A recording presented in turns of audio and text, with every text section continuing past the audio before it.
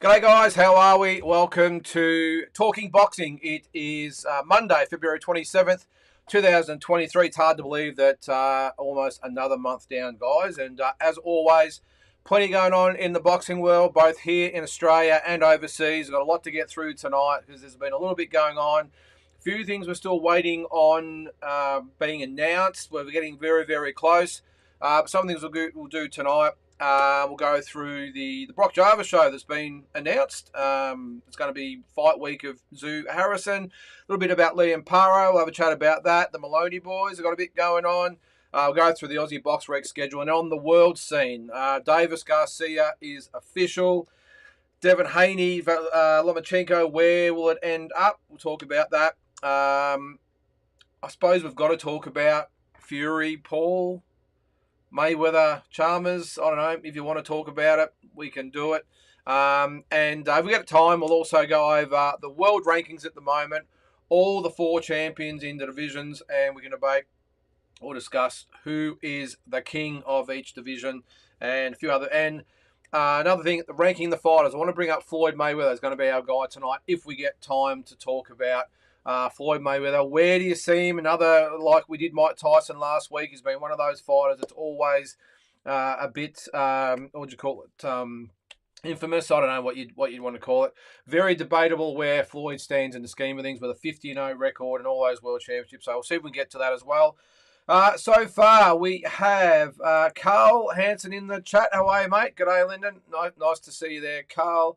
And old mate Big J. So great to have you guys along. Now, as always, this is your show, so I've got my pointers I just went through. If you have anything you'd like to talk about or bring up, make sure you put it in the chat, and we'll do our best to get to it. Now, I am about 30 to 40 seconds in front of you guys. It's just the stream quality. It's just so it has a chance to buffer properly. So I'm about 30 to 40 seconds in front. So if I don't answer your question straight away, don't worry. I'll go back and have a look at it. The one thing I will do, if I can find it, is the link. We have the ability to go on here, or you guys have the ability to come on the show here, guys. I'm going to put the link in there. If you do want to come on, feel free to come on and have a chat. If not, just keep putting your questions and comments in the chat. And as it says there, let's talk some boxing. So I did see earlier, it might have been even late last week, No Limit have announced Brock Jarvis will fight in fight week for Zoo Harrison. Now, it is March the 8th in Sydney, so as the Zoo Harrison fight is. So he'll fight, I've just got here, Marlon Punjamoga. Now, I don't know anything about Marlon, although I did look his record up, and look, I think we all know this is a comeback fight for Brock.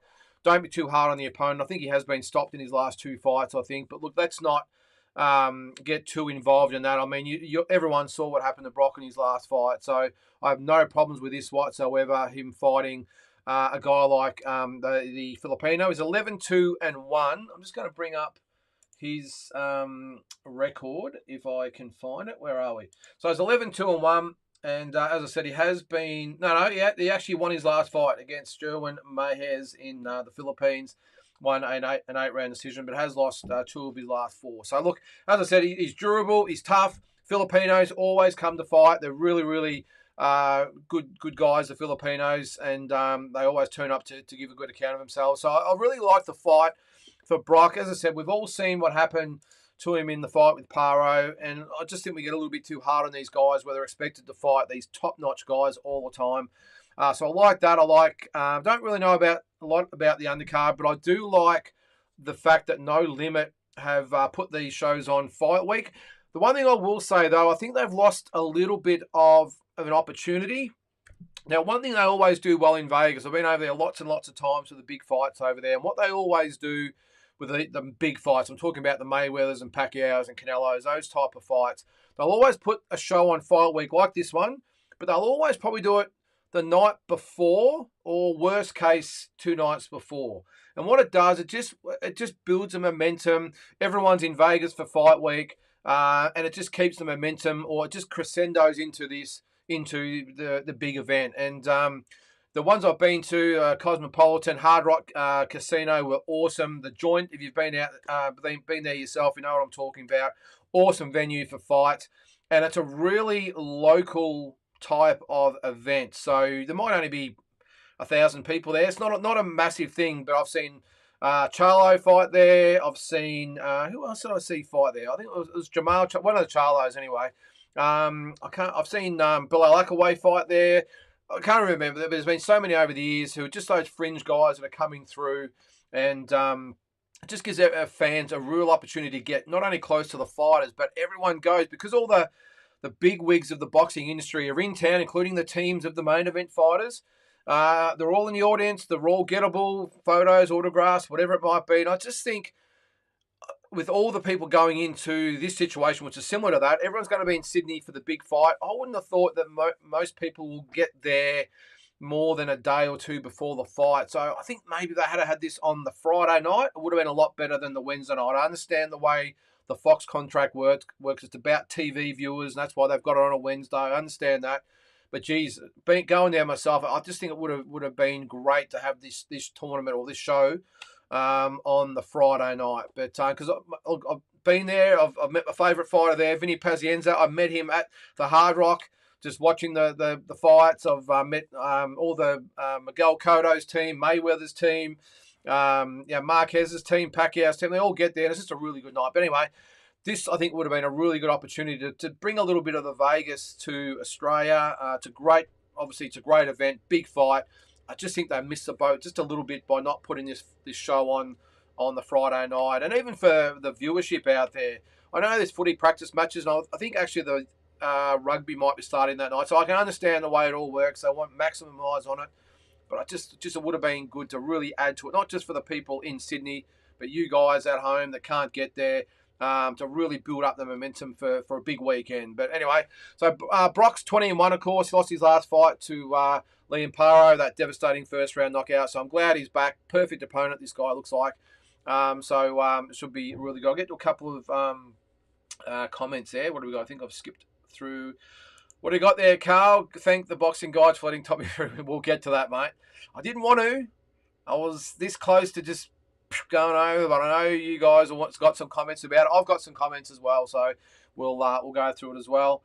Carl, again, hope to see Brock back on the winning side. Yeah, look, he's a great kid, great guy. I think that loss would have cut very, very deep for Brock and his team. Very proud young guy, always comes to fight. I think he would have learned a lot out of that fight. Now, I'm sure all you guys out there saw the fight. Whether it was the game plan or the nerves got the better of him, it was just, he got it wrong. Let's just face it. He went out there, he went for it early. Liam Paro, excellent, world-class, quality fighter, just picked him, waited for his chance, and boom, and that's lights out. So, as I said, I think he'll learn a lot out of it. You can't go out with world-class fighters and just put it all on the line. But I've just got a feeling that, yeah, the emotions might have got the best of him in the occasion, and maybe he just lost his composure a little bit and got caught cold. That's what happens in boxing, unfortunately. Mate, what do we got there, mate? When did Brock sign with no limit? Did Eddie dump Brock? Yes, to put it bluntly, Big J. Matchroom. Look, I've got a feel. I don't know the particulars of it, of course. I'm not in with Jeff Fennick or any of those types of guys, but from what I've sort of seen and heard, I think what Matchroom would have done with Brock, they would have brought him into the fold. There might have been a 3-fight deal for starters. Who knows? There might have been a clause in there that if he does lose, that they have the option to cut him. Lots of different things. All these contracts have different clauses and conditions. So who knows? But my gut feel is they signed him up to 3, 4, maybe 5 fights. I'm thinking 3 fights. And he had the first fight, obviously, against the Mexican and almost got knocked out in that fight, if you can remember. So I've got a feeling they've signed him up to a limited amount of fights. Like No Limit have done it as well. And the fact that he's lost to Liam has probably just unlocked a clause where they can dump him.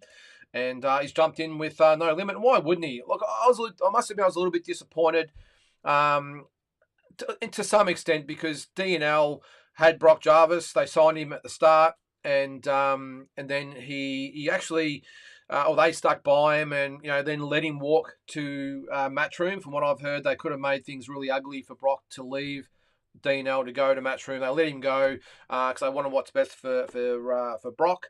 And now that he's been let go by Matchroom, I thought he might have come back. However, this is the Dean L. However, I totally understand. I totally get it.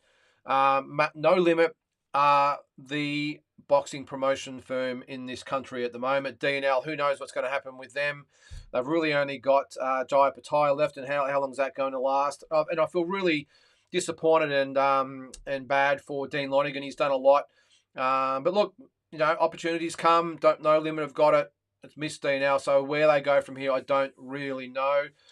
Justice Huni, I assume, had the same clause, or probably had a clause in his contract that said if DNL can't supply the TV network or a streaming platform, that they could probably jump ship as well. And I've got a feeling that's done. Disappointed in that, I will say as well, because knowing Dean Lonigan like I do, I've worked with Dean on 2 or 3 shows. I think he'd be working his ass off and turning over everything he can to get a streaming service on board, or whoever it might be, to get his fighters on TV. So a little bit disappointed in that, but having said that, I don't know the full story. I don't know what happened behind closed doors. I'm just sort of looking from the outside in. And as I said, I was a little bit disappointed that Justice Huni jumped ship very, very quickly to go to Matchroom. Having said that, Matchroom, probably in the top 2 or 3 promotional firms on the planet. So you got to do what you got to do. So while I'm disappointed, can completely see their point of view. So, but I hope that answered your question there, Big J. Vinny Paz, yes, Carl, he was the man. And a quick story about that when I saw him at I don't know whether I've told the story on here before, just a quick one.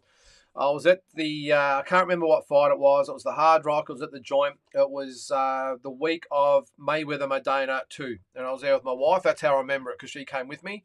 Had to drag her over to Vegas because I was always going over there to see the fights. I thought, come with me. And I was at the Joint, and I went to the bathroom, and on my way back, I walked past him, and I didn't know what to say, what to do. And I got back to my wife, and I said, oh, my God, that was Vinny Pazienza, my lifetime hero, my favourite fighter of all time. And she said, well, get your ass over there and say good day. I didn't want to go, I must admit. It's not my style. It's not my thing. And she said, get over there. And I went over there and I just tapped him on the shoulder. He was only standing there with probably 3 or 4 mates. No one was really going to him. He was a little bit inconspicuous, but I knew him. I knew it was Vinny. And tapped him on the shoulder, and he turned around. And the way I looked at him, I thought, oh, shit, here we go. He's not going to be too impressed. Could not get a better guy. He was a really great fella. I thought he was a little bit standoffish at the start, but shook his hand. He made me stand on the side. He's got it 5 times on his hand. I can't remember what side it's on, but he made me stand on the side so he get the 5 times up for the camera. And even when I went to walk away, he started talking. We probably talked for 10 minutes or so, and it was just great. And that's what's great about going to the fights in Vegas, because you might be walking past Vinny Pazienza to go to the bathroom. I've been in a coffee shop before. I think I'm getting off track here, guys, but I'm going to say it anyway because you've got me going now. I remember being in a coffee shop in Vegas, getting a coffee and a donut, and beside me is Julio Cesar Chavez getting a coffee, if you can believe that. I've been walking past the food hall and walked past Sugar Ray Leonard. I've been sitting there having lunch, and Mike Tyson's walked past. Mind you, had no chance to get to him because he had like 1,000 people trying to get to him. But that's what happens in Vegas. So just a few little stories. I could keep going on all night about my Vegas exploits, but you probably get sick of it after a while. What do we got here, Jules? Thanks for joining in, mate. What do you know about Kane Clark on the Jarvis undercard? Been around a long time, but he's flying under the radar. Yeah, good point, Jules. I was going to bring that up. Now, this is one fight I'm really looking forward to. So, Kane Clark's fighting Hunter Ione. I think that's how you pronounce it. I always get it wrong. I think it's Ione, whatever it is, Hunter. Now, these two used to be stablemates, both trained in Melbourne under the same gym, the same trainer. I'm not sure what's happened. I think Hunter ended up leaving and going to the Beast Gym, which is John Bowman. E-Man Carlos trains out there, really good gym. And Kane Clark stayed with, what's the name? Is Suff Boxing? It is. So there's going to be some bad blood, I would probably think. But I like the fight. I think Kane, I keep going to call him Kanye. Kane Clark, I think he wins quite comfortably. Hunter, if you don't remember, put Jacob NG on his behind a couple of years ago with that massive right hand. Always comes to fight. Fought Darragh Foley last year and gave him an absolute war. Don't get me wrong, this will be a really, really good fight, but I don't think Kane Clark's the type of guy that'll just stand with him unless emotions get the best of him, better of him, of course. But I think Kane Clark's got so much style, so much class. This guy can fight, and given the right opportunities, who knows what he could be. He's only short, but I think Hunter, he'll throw the bombs, but I just think Kane Clark, a lot more polished, a lot more better technique-wise, and I think he'll get the win. But I think it'll be a ripper fight. Also on that undercard, by the way, guys, Liam Taliva against Michael Seiko. It's 4 rounds in the heavyweight division. George Peterson and Gary Phillips also 4 rounds over in the heavyweight division. Look, I like the concept. I really do. 4 fights. That's all it is. It'll be a 2-hour event. I like it. I really like the fact they're going to do this rather than do the whole strung out 8-fight card that goes for 5 hours. I don't think people want to see that, especially on a Wednesday night. Treat it like a game of footy or whatever. It's a 2-hour program, 2.5 hours, whatever it might be. Started at 7:30. It's all over by 10 o'clock. Thanks for coming. See you later. So I really like the concept. Brock Jarvis, obviously, they want to start building him back up. And Kane Clark, this is a perfect fight, as I said. Maybe what they want to do with Kane Clark is to see what he's got, and maybe they might start getting behind him as well. And you'll see that he's in Thailand at the moment. I think he's been training over there with Kama KO. That would be an adventure over there, training with Joel. So, look, I think a lot of Kane. I've promoted him a couple of times in the past as well. Got a big following. The guy can fight. And as I said, I think if he gets the right opportunities, who knows what this guy can do. But he won't have an easy fight against Hunter because I can guarantee you he'll come and he'll be throwing bombs, and it should be a really good fight. Carl again, mate, what do you got there? I've heard Liam has a fractured orbital bone and didn't even know he had it. Yeah, we'll jump to that one. Yeah, so Liam Paro, so the fight was supposed to be March 11th against Robbie Davies Jr. in England, Liverpool, I think it was, has been cancelled. So it must have been a very, very slight fracture, I reckon, Carl. So what's happened, if you don't know, he's gone for a mandatory medical. They've done a facial x-ray and he's got a fracture in his orbital bone that he didn't even know he had. He's been sparring for months, or probably a couple of months with it. Didn't know he had it, and it's shown up as some sort of fracture or something in his cheek. So by the rules and regulations, that he's out, which is really shuddering for Liam. I know he wanted to back up the Brock Jarvis fight with another good performance. So look, I don't think he'll be out for long. Maybe, I'm not sure whether the Aussie combat boards are as strict as they are in England. Maybe he'll come back and heal for a month or so, and then he'll be able to fight maybe here. Or obviously overseas. So yeah, it's just a shame for Liam. He's been on a roll. He only got the 1 round, obviously, against Brock.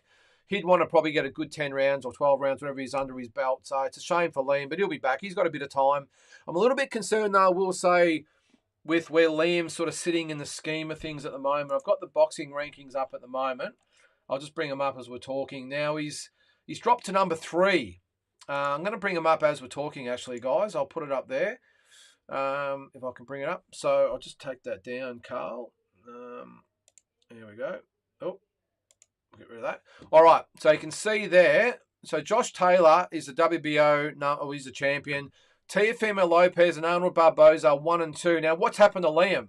He was ranked number 1, and he's been winning. He hasn't lost. He had a great first round knockout of Brock, and for some reason he's dropped to number 3 with the WBO. So something's going on there.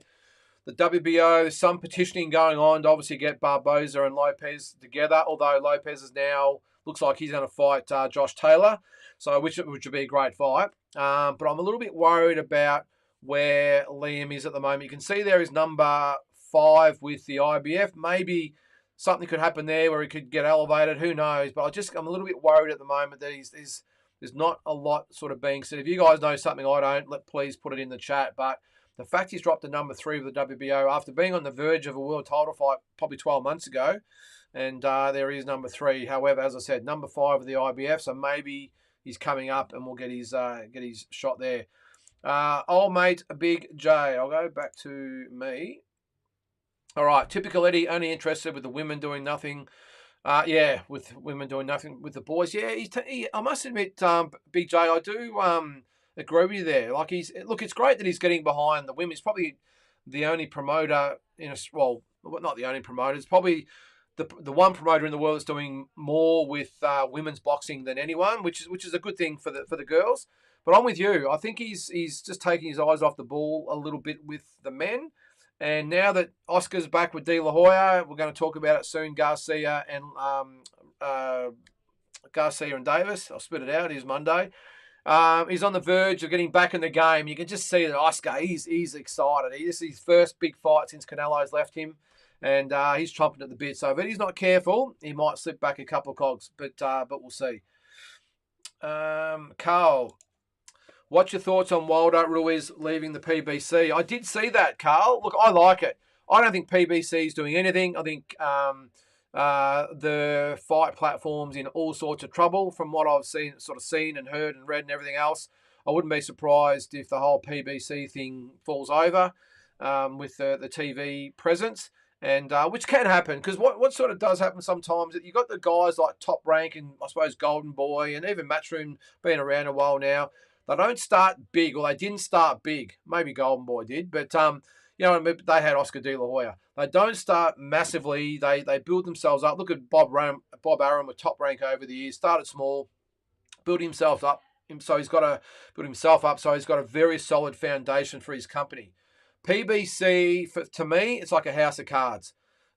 All the razzmatazz, a little bit like DAZN as well to some extent. All the razzmatazz, all the tens or hundreds or whatever millions of dollars that have been thrown at it, throwing all this money to get all the stars to try and almost create a UFC type of environment. It hasn't worked because it won't work in boxing. We all know that, and we know why. There's too much going on. But I just think PBC, like DAZN, it's on shaky ground, and all it takes, and it started here, Wilder, Ruiz, with the Spence Lees, or, they've had a bit of a monopoly sort of in the welterweight division. I've just got a feeling that the bottom could fall out of PBC very, very quickly, and it is all over. The word is there millions and millions and millions, or could be more, tens, hundreds of millions of dollars in debt. Lost so much money on the shows they've done, so I wouldn't be surprised if this is the first stage of the whole PBC thing falling over.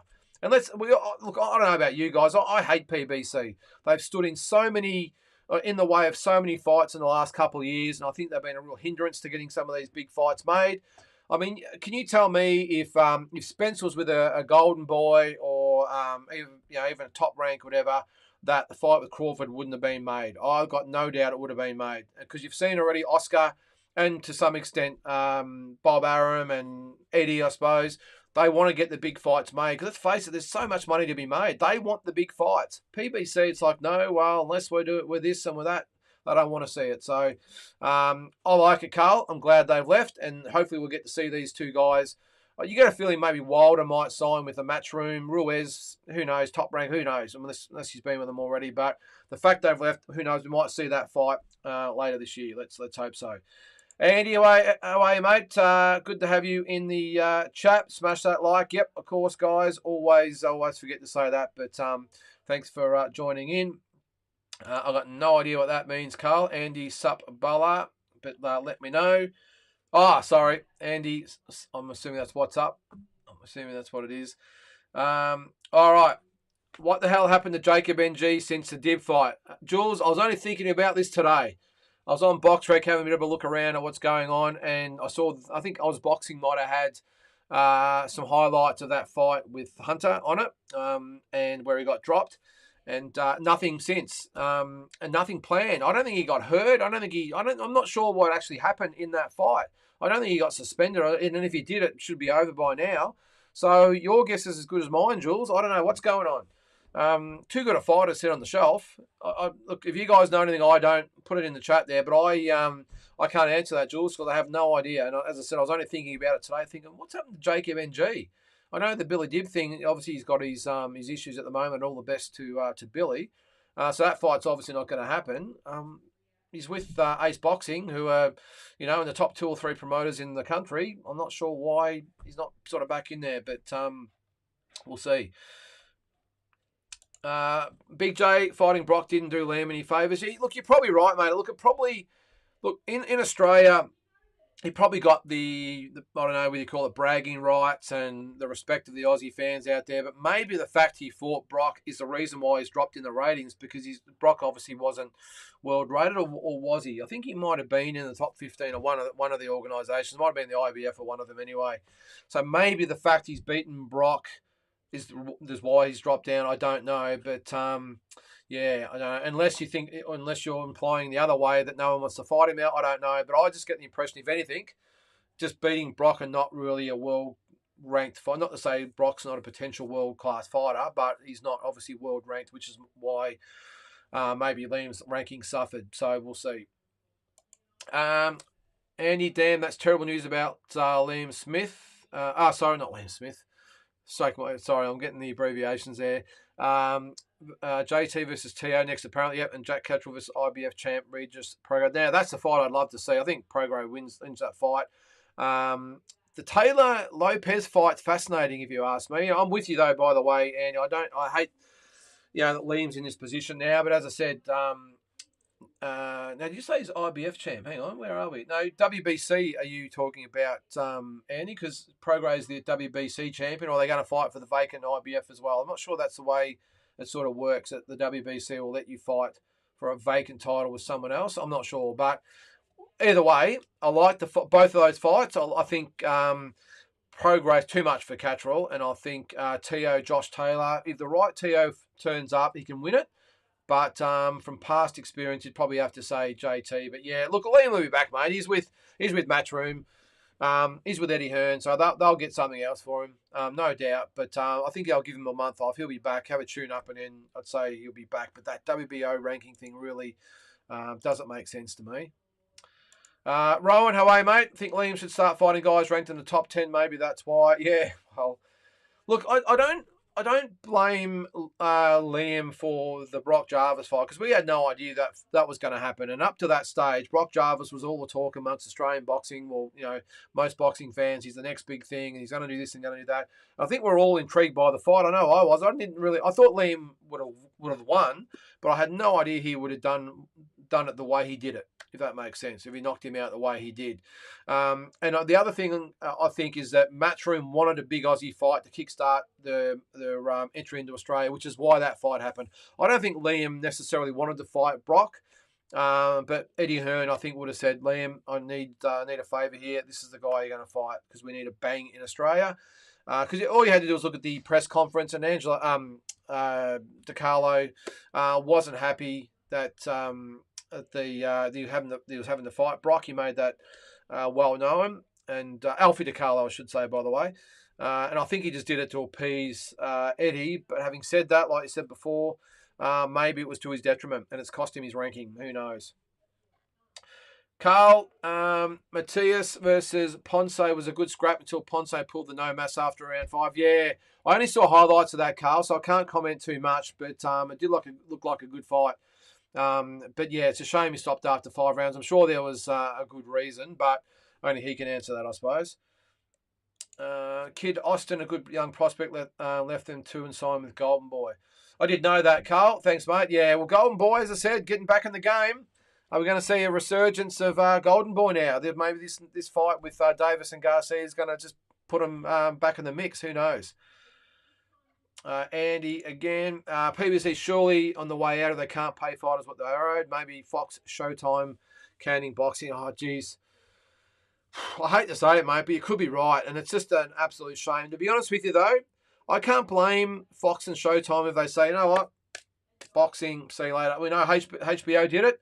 And in my opinion, televised boxing hasn't been the same. I've made no secret that I think DAZN is a piece of shit. I think the telecasts are absolutely abysmal. Amateurish at best. The commentators, I don't think are up to it.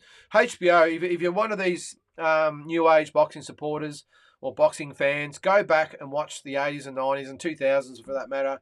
HBO boxing will never be surpassed, if you ask me. The telecasts were just second to none. And you would think in this day and age, with the technology and all the streaming services and all the talent available on camera and off camera, behind the scenes, it would be bigger than ever. But I can't blame them for saying boxing too hard. It's too hard. We're going to move on, go on. I mean, especially in the States where obviously it's the mecca of sport in the world. Maybe soccer you could probably take away, but everything else that they seem to be number one. There's football and basketball and baseball and hockey, all that sort of stuff. not to mention all the other, the rodeos and everything else. They've got lots to keep them busy.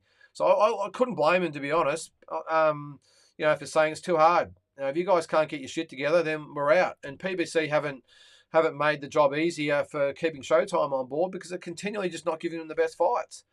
So this is the difference between both of them. Showtime, PBC have got all the tools to put on great fights and keep Showtime happy, and they just haven't been able to deliver. DAZN, on the other hand, I just think have fallen down all over the place. I know they've signed some big fighters, but it hasn't worked out for them. And as I said, the telecasts themselves are absolutely abysmal. They're an embarrassment, some of them. I still remember the Canelo-Kovalev fight here in Australia, watching the telecast and watching a vacant ring for an hour with no voiceover. Just a camera on a ring, blurry, by the way. And then when the commentators did come on, it sounded like they were doing it from their lounge room. It was embarrassing. So anyway.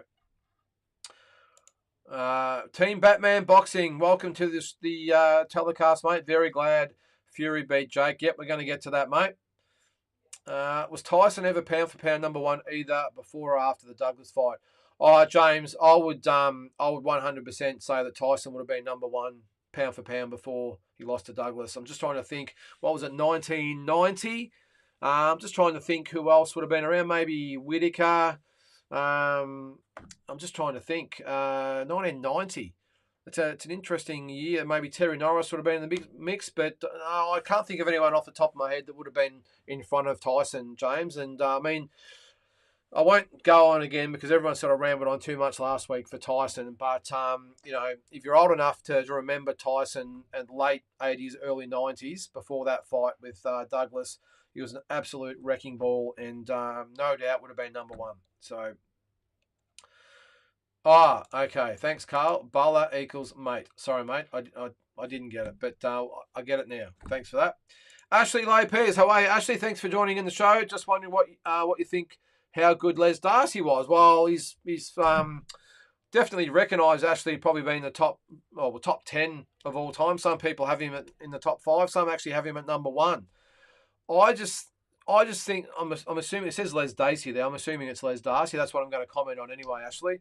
But look, it's all I'll say is I don't think you can comment on how good Les Darcy was because at the end of the day, there's no known footage of, well, there's probably a few bits and pieces getting around, but no actual full-on proper footage of Les Darcy. We're going by records, I think, by all accounts. So I don't think you can comment how good he was. As you get on, obviously, over the years, actually, fighters get better and better by reputation.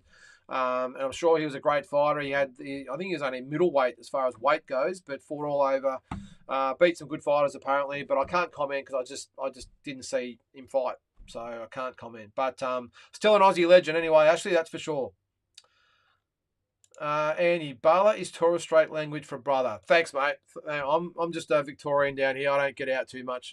So thanks for enlightening me there, mate. G'day to Paul Haraba. How are you, mate? Thanks for joining in. Carl, think Matthias has just thrown Spanner in the works at 140. All right. So, yeah, maybe. Well, who knows what's going to happen with the 140s? Because if Taylor goes up, or obviously he's going to defend against Lopez. You've got, obviously, Prograis in there as well. Puello, I suppose. Yeah, who knows? He can fight. There's no doubt about that, Carl. So definitely throwing the Spanner in the works, but we'll see. Bit going on there. Garcia as well. If he beats Tank, he might be the main man at 140. Who knows? But either way, it looks like there's some really good fights there. And throw Liam Paro in the mix. You don't know, but we'll see, mate. But yeah, I'm with you. Definitely got some talent. Big J, Brock definitely not ranked at 140. He was ranked with the IBF at 130 at the time of the Paro fight. Yeah, I thought that was the go, man. I know he was with one of them. So I think he was 14 or 15 or something at the time. So not high. I think he might have got it by a regional belt that he might have won. But yeah, obviously it's going to take a long time to get him back. But that's why I said before, I'm disappointed he didn't go back to Dean Albert. I can understand it. And obviously it makes sense with No Limit to go with them because there's going to, on TV, they're going to be bringing, I think that the aim is to bring Brock up because why wouldn't you have a Brock Jarvis? To me, he's almost like, I don't want to put too much pressure on him. He almost seems to me, without the brashness, I will say, as being Australia's version of Ryan Garcia. He's he's got the physique, he can fight, the looks, I suppose. He hasn't obviously got the social media and all that sort of stuff, but I think I don't blame No Limit for saying, hey, we want this guy, and because he could be a real draw card and maybe a future pay-per-view star as well. So why not sign them all up and get them all in the stable? I reckon they'd be disappointed they missed out on Justice Honey. But they've got a lot on their plate. There's only so much they can do. There's only so many cards they've got, only so much money they've got to spend, even with the TV networks behind them. So there's only so much they can do. But really, if you take out Honey and Opataya, they've got a complete monopoly on the market at the moment. So who knows what will happen. What else we got there, mate? Paul.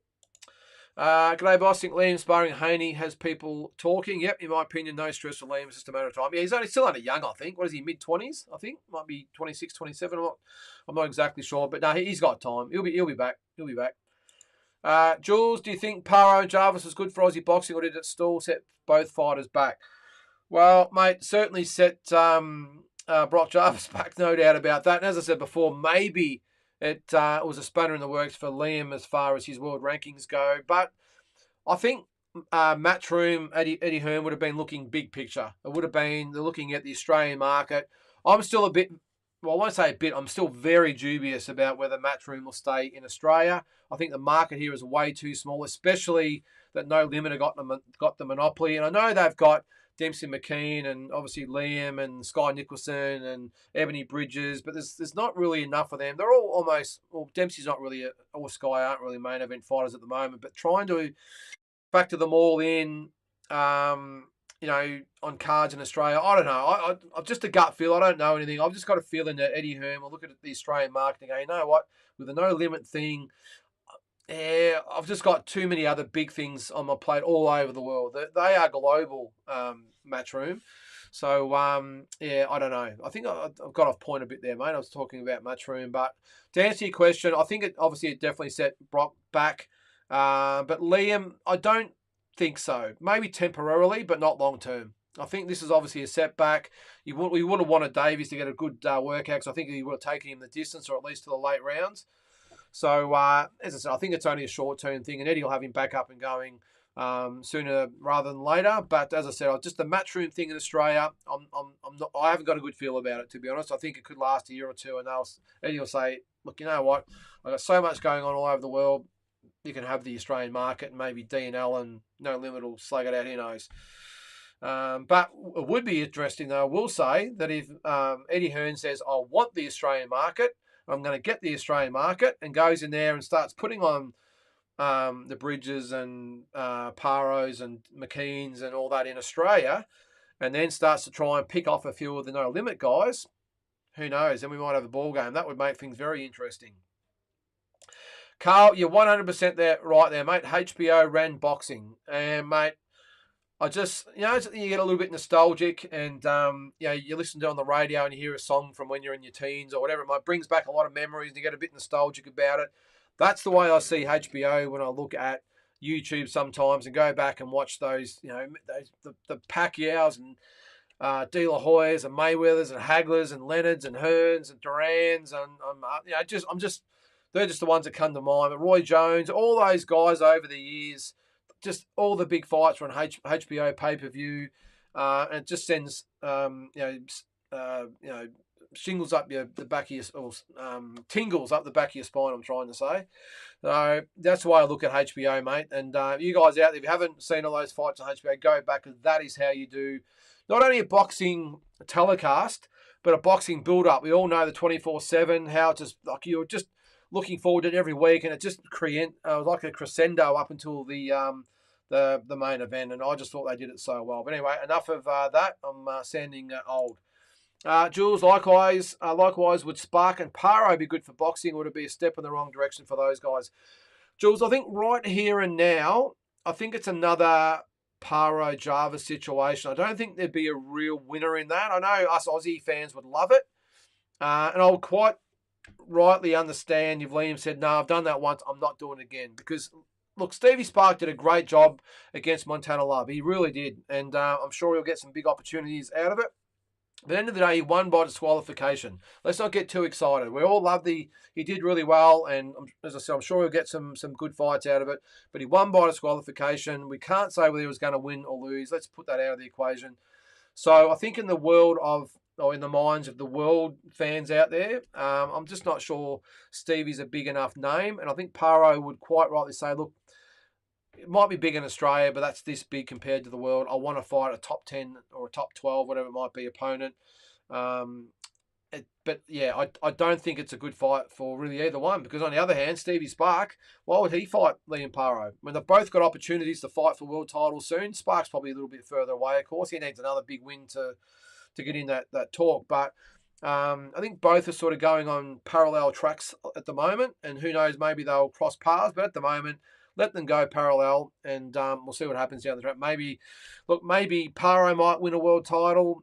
Spark might get another good win under his belt, and Eddie says, "Here we go. We've got a big money world title fight in Australia." That's the only way I can see that happening.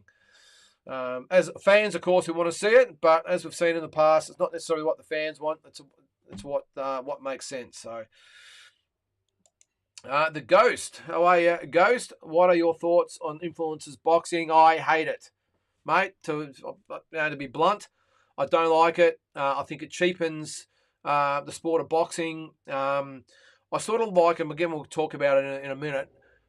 The Jake Paul situation.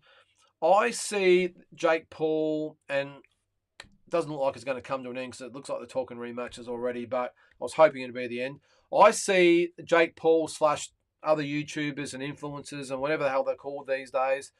I don't like it because, one, it makes any of these people out there think that they can jump in and do it, and we all know that's not the case. The other thing I will say, I liken, let's just say the Jake Paul situation, but I think he envelopes or blankets the whole sort of movement, I suppose you'd call it. I see it almost as a boxing equivalent to WWE. And I'm not saying it's all scripted as far as being fixed. And I know that although there was some rumours out there about this fight, obviously that wasn't the case because the script that they had out there didn't go according to plan. But I just see it as it's an event. It's entertainment. The Jake Paul thing, again, he's probably the biggest one out of all of them. It's an entertainment. It's a night of entertainment. Whether you're in the venue or you're watching on TV, it's an event. And make no mistake, the B-side sort of know where they stand, although it didn't go according to plan today. But I hope you, understand where I'm trying to come from. I've got a feeling Jake Paul's not necessarily trying to be a legitimate top 5, top 10 fighter that's fighting for world titles. I just see him as bringing that WWE night of entertainment to boxing. That's the way I see it. Now, I think today proved that he's nowhere near it as far as being a legitimate fighter. But that's the vibe that this whole, not that I watched it, by the way, I watched the highlights on YouTube later under duress, the things I do for you guys out there to have some input.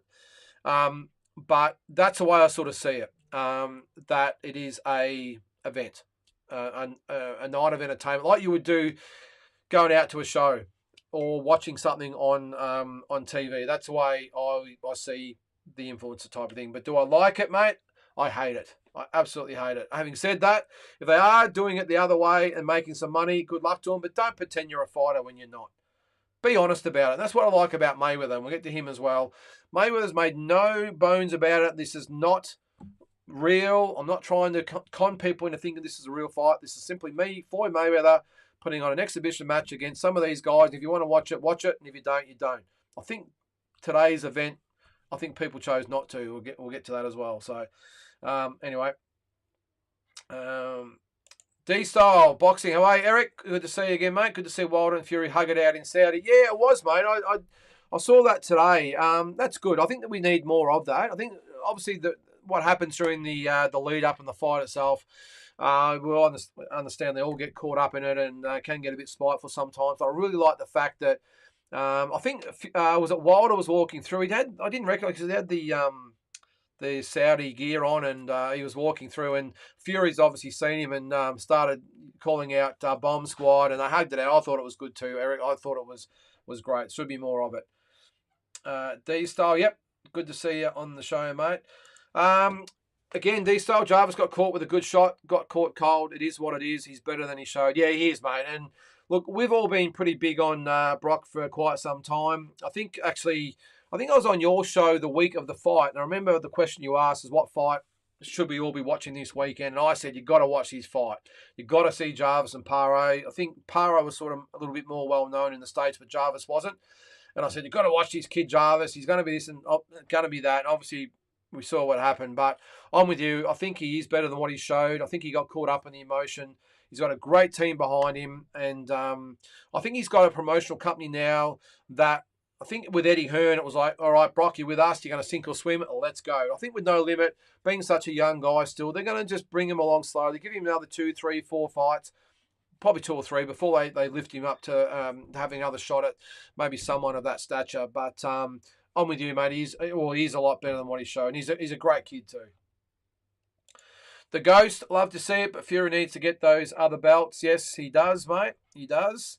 Hopefully an announcement will be coming soon. I've got a feeling, to be honest, mate, the April 29 show or defence, whatever it is, him and Usyk is not going to happen. We're running out of time. We're 8 weeks away. I don't think that fight's going to happen. I think you're going to see Fury fight some obscure guy. Usyk will be interesting whether he fights. I hope I'm wrong and it gets announced really soon. But they've run out of time basically for a fight of that magnitude. There's no concrete country or venue, whatever they're going to have it in. I know Wembley's been reserved, but the Saudis are apparently balking at the price tag that's been put out for the fight. So who knows? But it really shouldn't get to the point in boxing. It's probably the only sport when you think about it where the best don't play or fight or contest against the other best purely because of money. You see it in all the sports codes all over the world. The best fight the best. Even UFC, the best fight the best. Only in boxing do the best only fight each other or compete against each other if the money's right. That's what's wrong with boxing at the moment. And it's never going to change. I understand that. But that's what's more wrong with boxing more than ever. The Ghost again. What do we got there, mate? He's the best heavyweight in the world. I agree. I mean, I don't think there's a lot of stuff. I think a lot of people out there think actually Usyk's number one. I'm with you. I think Fury is. You should be not able to be that. You should not be able to be that fast, that size. Yeah, he's a freak, all right. Ghost, that's for sure. Andy, sorry, mate. I'll bring you up there. We might be looking down the barrel at Tyson Fury versus Wilder 4. Yes. Stranger things have happened, mate, especially since Tyson Fury talking around in circles about Usyk for undisputed. Yeah, well, as I said, mate, that fight's looking less and less likely to happen. I wouldn't be surprised. I do think that the Wilder Ruiz fight's been talked about, but who knows? I'm with you, and I think that fight could happen. Fury Wilder 4, strange as it might seem. Have we got enough time in 8 weeks' time as well? Who knows? I don't know. But stranger things have happened, mate. I wouldn't be surprised at all. And maybe that chance meeting wasn't so chancy. Maybe it was deliberate to get the ball rolling, get a bit of gauge the fans' feelings of it out there, the response on social media. Maybe they're looking out there to see if people are starting to chatter about it. Can we get this going? Is there the need for it? Who knows? I'd love to see it though. I think those guys could fight 10 times. I think every fight would be just as good as the last. I think they're going to be great fights. All right. What is it there? Wilder manages to Wilder happy to go again if Tyson don't want to play with Usyk. Yeah, well, of course Wilder wants to go again. I don't think the result changes. The only hope he's got, of course, is the big right hand. And let's face it, he's dropped Tyson Fury 3 or 4 times now in the fights. Will he get lucky if they do fight and keep him on the mat? I don't think he can. I think Fury is so much better fighter than Wilder, but he's still got that right hand, and that's all it takes. So who knows? As I said, mate, just putting it out there. Maybe get a little bit of a feel of what we're all saying, and who knows? Maybe if the Usyk fight doesn't happen, maybe over there in Saudi Arabia there was some behind the scenes talks going on. Why they're both there, who knows? But either way, I must admit, I might be in the minority here. I'd rather see him fight Wilder again than fight Usyk. I don't think Usyk's an exciting fight at all. I understand we want it. We need it for the Undisputed. I get that. I don't think it's an exciting fight at all. I would love, if it come down to it, apart from the whole Undisputed thing, I'd love to see Wilder and Fury go at it again. Who knows? But I'd love to see actually Joshua and Wilder as well. I think Wilder knocks Joshua out. I think Joshua's a better fighter, but he's got the chin out there, and he's shown he can be dropped. So I think Wilder beats him. But who knows? But either way, I think hopefully in the next 6 months we're going to get some sort of mega heavyweight fight. We'll see. Ghost disagrees, does he? No, we need a Wilder AJ fight. That will be worth it. Yeah, look, I'm with you, Ghost. I think either way, as I said, I would love to see either one of those fights. I think maybe a good fight could be Wilder and AJ and Fury and Ruiz. I think Ruiz gives Fury a good fight just by styles. I think being shorter, he's got he slips and weaves and ducks. I know Fury would try and smother him and everything else. But Ruiz has got a pretty good work ethic, good work rate. So I think he keeps Fury on his toes. So if all things fell apart with Usyk, I wouldn't mind seeing both of those fights happen. Fury, Ruiz, Wilder, AJ. What do you guys think? James, what do we got? He's going to learn the hard way about levels now. Zubo KO in round 5.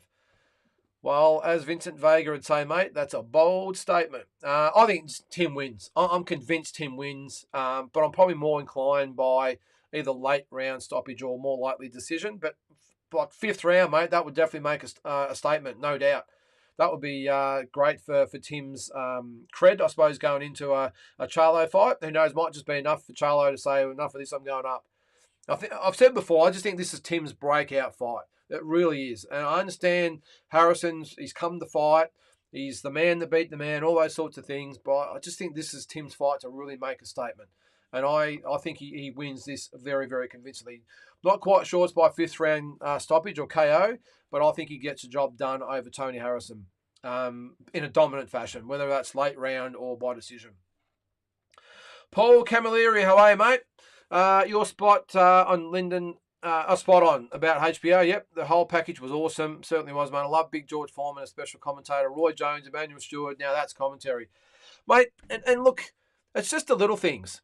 And it's why I've got this a little bit later. The whole Creed movie versus Rocky movie, that sort of stuff. This is, to me, HBO these days is what I think Rocky is to the Creed movies. The whole thing about what made the Rocky movie so magic was the realistic fight sequences and the music and all just made you feel part of it, and you'd walk out there wanting to punch walls. That's the way HBO and the Creed movies don't do that, by the way, but in my opinion. But same thing here with HBO, the music to start the broadcast, the little documentaries they would do before the fight.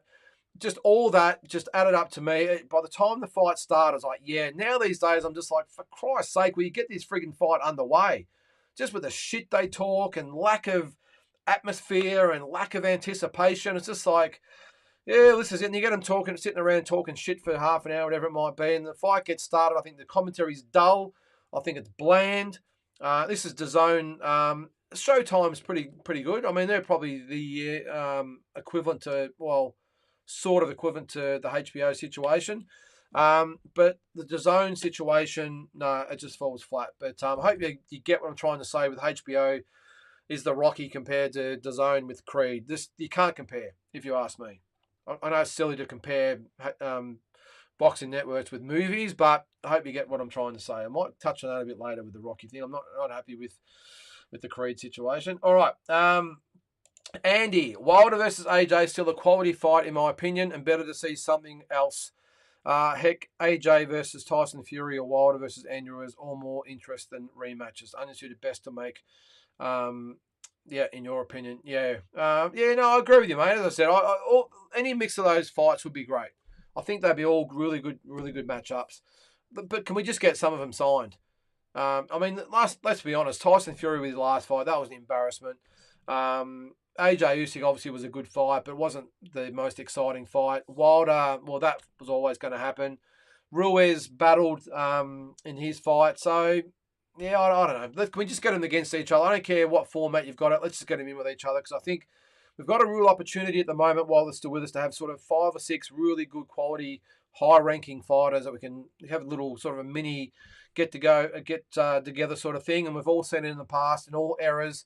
You have a group of sort of 4, 5, 6 fighters that all fight each other, and it'll keep the heavyweight division relevant. We went through the whole Klitschko era where there was no exciting fights at all, bar one or two. This is a real opportunity to really get the heavyweight division back and firing, and it was really going there for a while, but I just think it's sort of stuttered a little bit at the moment. But that could change with the signing of one or two of those fights, and all of a sudden, we might get Fury and Usyk, and all of a sudden Wilder signs the fight. Ruiz AJ fights. Who was it? The Juggernaut. So who knows? But hopefully we get something going soon. I've just been babbling on there, guys. We'll get back on track here. Floyd is fast out said he's done fighting real boxers. Yeah, this is Floyd Mayweather, of course, mate. I'm with you, and that's why I will always argue against the ones that have a problem with Floyd Mayweather, because he's as I've said 10 times, he's not at any stage saying this is a proper boxing event. Maybe the Conor McGregor fight, we got a little bit hoodwinked in with that one, but it was an event we all paid. I think it was the second highest pay-per-view of all time behind Pacquiao and Mayweather, so you can't argue with that. But Floyd said, look, I'm done boxing. I'm just doing exhibitions. Pay for it or don't. Although today they didn't. So, James, what have we got here, mate? So, James, great quality fight. Tim versus Tony, in your opinion. A win over only person to beat current champion. Yep, Charlo. Great for Tim's resume, I'm assuming that says. Yeah, it will be, mate. That's why I've said I think it's a real statement fight for him. Jules, is Jeff the right guy to take Jarvis to the next level, or do you think he has limitations as a trader? Ooh, now you're pushing the boundaries there, Jules. I'll be careful what I say here. No, look,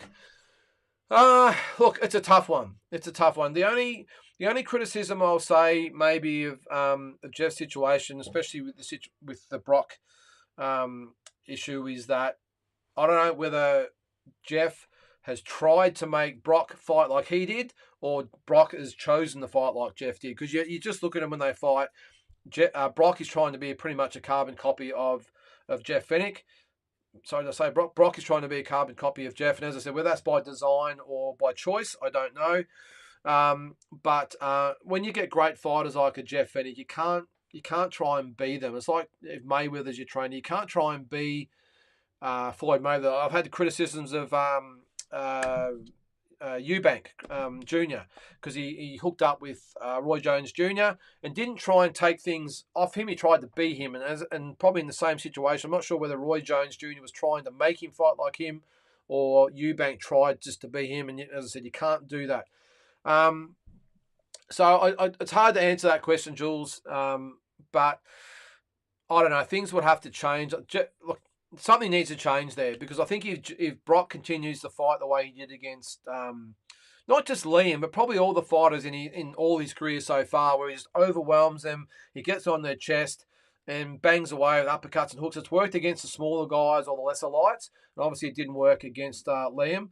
I would hope that maybe Jeff, as a trainer, and this is where we'll see what he's got as a real world-class trainer, whether he can turn things around with Brock and tweak a few things so he can compete with those types of guys. But, as I said, if he continues to fight like he did against Paro and some of the other guys, I'm not quite sure he'll go to that next level, because he's just a sitting duck. And why does he have to? That's probably the one question that we'll ask. I know it's probably his instinct to fight that way, but he's tall. He's so big for his weight. He's tall. He's got a good reach, good power, obviously. I'm just not quite sure why he doesn't use that a bit more often. And they're the tweaks I'm hoping that Jeff maybe makes to Brock, to try and, maybe just improve the defense a bit, give him a little bit more room, maybe box a little bit more. I don't know, but this is where we'll see whether he does have limitations as a trainer. Jeff's been at the level before. Obviously, probably his biggest one was Mike Tyson, of course. He trained Mike for was it one fight or two fights, whatever it was. But look, I think a lot of Jeff as a fighter and as a person and as a trainer. So I'm hoping that he shows us what he's made for, and just tweaks a few things so that Brock can, to get to that world level which I think he can get to. Very good question, by the way, mate. Andy says, full props to Brock Jarvis. Really hope he can still rise and get to fight for a world title. Yeah, I think he's got the ability to be in the mix, Andy. It's just whether, I don't know. I suppose we'll see. You just don't know because like so many fighters have looked really good at a certain level, and I'm going to look. I'm probably going to discount the Liam Paro fight for now because I just think he got caught cold. I'm not going to base his whole where he's going to go on that fight. So many fighters have been caught cold. Hey, Amir Khan got caught cold by Brutus Prescott and come back and won multiple world titles. So let's not, it happens. I just want to see Brock have 2 or 3 more sort of, we'll call them warm-up fights, and then jump back in to see where he's at. And look, if he gets outboxed by someone or whatever, then so be it. But I want to see what he's got after, as I said, another 3 fights. But I'm with you. I really hope he can rise like you and fight for a world title. But the jury's out, and we'll just see. We'll just see. But one thing I won't do is judge him on the Paro fight because that was just, could have happened to anyone. Paul, thanks for the question, mate. What's the few fights that are coming up that you're interested in? Where do you see Showtime Fleming going after this upcoming fight? The few fights coming up. Well, obviously Garcia and Davis is the big one. Haney, Lomachenko. We don't know where that's. I've got that on the agenda as well. They're probably the only. Obviously Tim and Harrison, Tim and Charlo, of course. Other than that, mate, look at the Lopez and Josh Taylor fight intrigues me. I'll just go through the divisions. I'll just see if there's fights that are coming up. So it's just a little bit too much. Obviously, Fury and Usyk, or any of those heavyweights would be good fights to see. Until that happens, you can't sort of judge that. Not really anything happening at light heavyweight at the moment. Canelo and John Ryder, neither here nor there. Benavides and Plant, I will say, is a fight that I'll be looking forward to, that I'm interested in.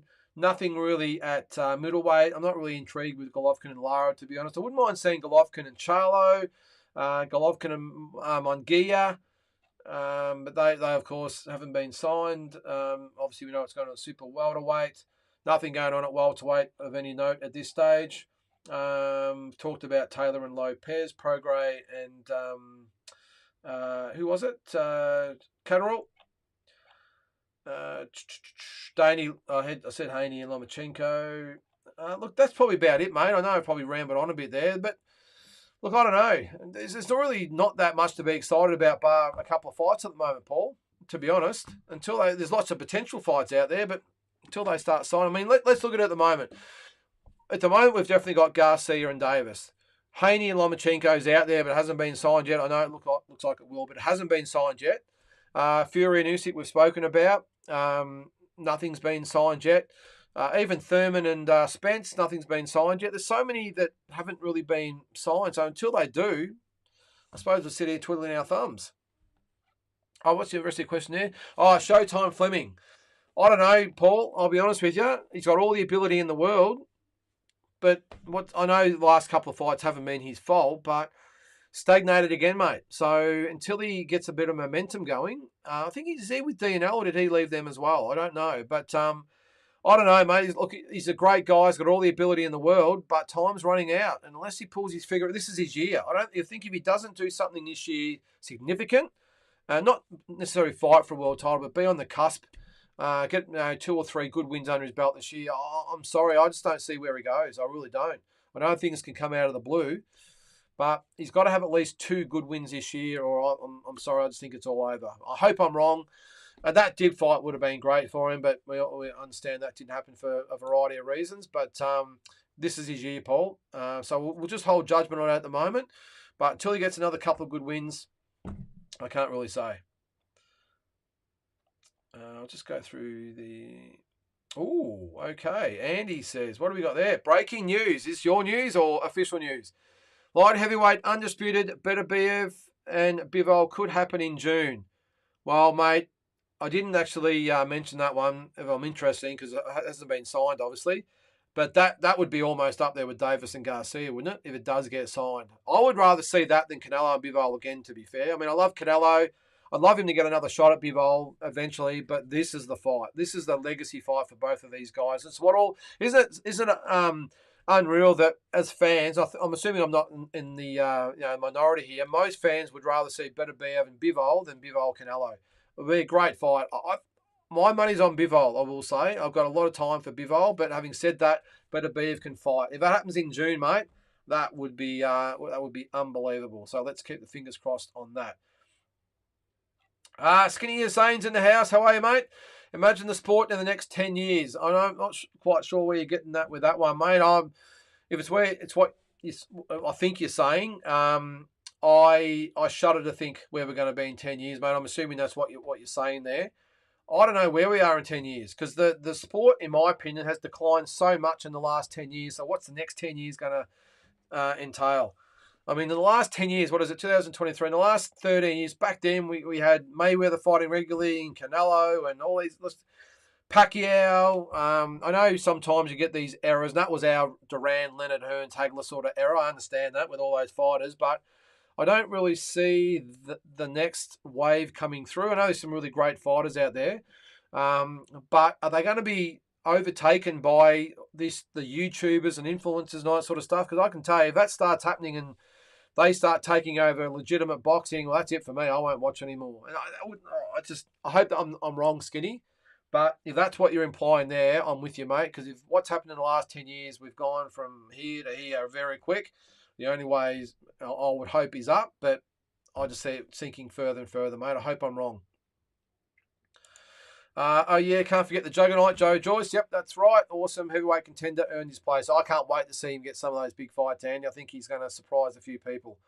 I think he's going to, he would give all those fighters a really good run for the money. Probably still a little bit raw, but even now, I think he gives them all a really good fight. I really do. Oh, I don't like this one when we've got a loaded question. All right, here we go. Apologies for loaded question, read Jeff and Brock. Oh, okay, that was about the question. Yeah, well, I hope I answered that the best I could, mate, because look, who knows what goes on behind closed doors. Sometimes trainers are really good trainers and the fighters just don't deliver or whatever. But as I said, I just think, Jeff, we all know what he's like as a fighter. And I really do think he's a good trainer, a very good trainer. But he needs to tweak Brock a few ways to get him, I think, in my opinion, to fight a little bit different if he's going to survive against the big boys in the division. Because coming forward like he does, sort of almost leading with his chin, it's not going to end well. So hopefully these next few fights, as I said earlier, No Limit build him up against some good quality experience type of fights, and he'll get better with that. Graham said with what you said. Thanks, mate. Jeff was 1 in a million. Very few can fight like he did. Hard to replicate. Yeah. Yep, I agree, mate.